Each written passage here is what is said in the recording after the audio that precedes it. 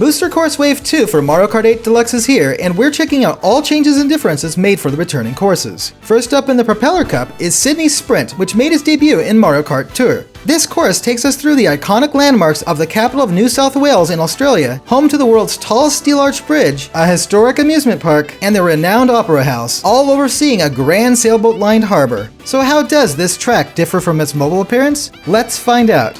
Much like with the other city courses originating from Tour, Sydney Sprint changes route each lap. The first lap reflects the original Sydney Sprint variant, while the final lap runs in the reverse direction, matching Sydney Sprint R. But the lap between them features a drive through a new area never experienced before, ending in the path from Sydney Sprint 2. And thus we begin our exploration. Just as we start lap 1 at the Circular Quay in Port Jackson, a new shortcut through the lawn with a fountain can be seen to the right. The larger fountain size in Tour blocked the way, but tricking off the side with a mushroom was a way to save some time. The bank in front of the Government House opposite the Sydney Opera House can be accessed now, but the aero field nearby prevents driving beyond for this lap.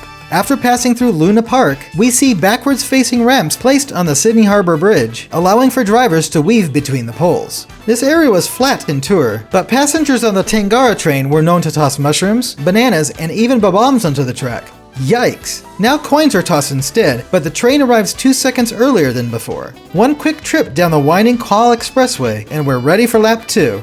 Rather than heading to the Opera House, a new route through the First Fleet class ferry opens up. This boat was seen in Tour as part of the Koopa Beach 2 Glider Challenge and may have been planned for a yet-to-be-released Sydney Sprint 3. On the other side is Dawes Point, leading to the Museum of Contemporary Art, Sydney Observatory, and then the awesome Barangaroo Reserve, known for its sandstone blocks. As a side note, this area exists in Tour's data, but it is blocked off. Here, drivers can pick the level asphalt or the downward sloping bank to navigate the twisty path. It's even possible to use mushrooms through the Stargazer lawn here, but a star or bullet bill will make the standing stones clear the way. Following the road at the end, we reach a new ramp just before the bridge, marking the start of the latter part of the Sydney Sprint 2 route from Tour. Now going the other way, the ramps are accessible now. After the glide ramp is a shortcut that can be performed off the ramp between the concert hall and opera theater to hop over the railing, which doesn't seem to have been possible in Tour. In mere seconds, lap 3 starts, in the opposite direction. This seems to be a first for Mario Kart 8.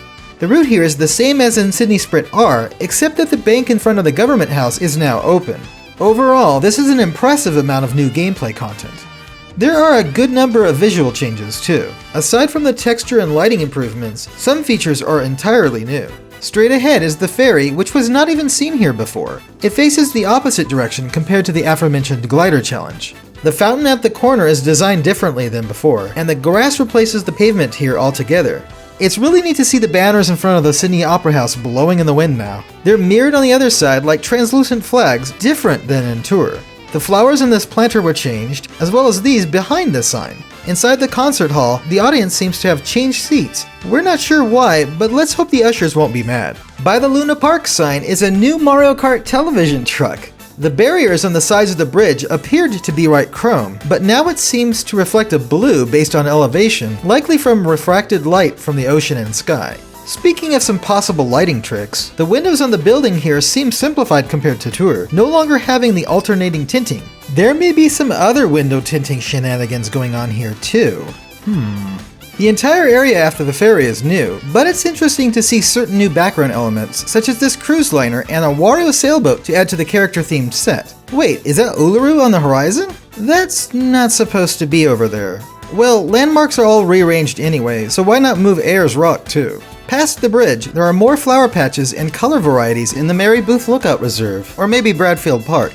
There are also white, yellow, and tiger butterflies fluttering over them now. Cute! Oh, even more color-swapped flowers are in this planter. Here's another Wario sailboat, which seems to have replaced the motorboat from Tour. Oi, has anyone seen where it went?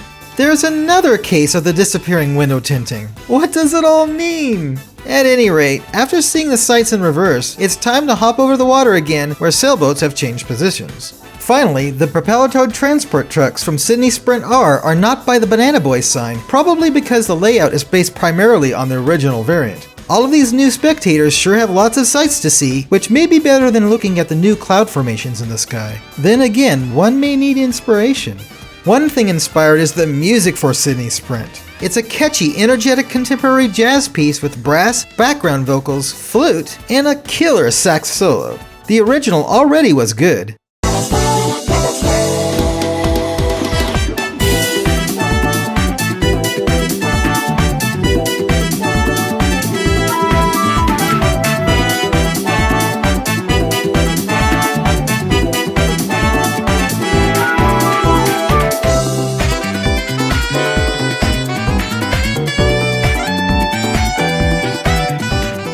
But the Mario Kart band's performance really made it shine with its beautiful articulations and grace notes. The saxophonist improvised a bit, but that personalization is part of its charm.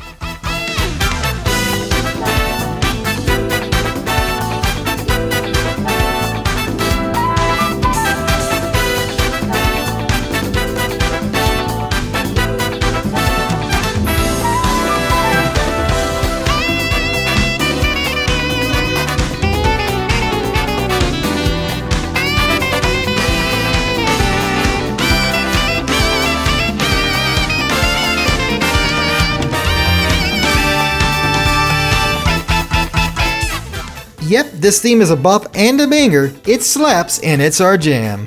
And that's about it for all changes we found in Sydney Sprint. The course appears to be a great blend of the familiar variations with an exciting new route, all with fantastic music that keeps us in the groove. But what do you think? Have you found any notable changes that we missed? Let us know in the comments below. Many thanks go to SwiftJar for helping to identify some landmarks in this video. With that said, please be sure to subscribe and ring that notification bell if you haven't yet, and check out the videos on the right for more content that may interest you. And of course, stay tuned to GameXplain for more on Booster Course Wave 2 for Mario Kart 8 Deluxe and other things gaming too. Until next time, ciao!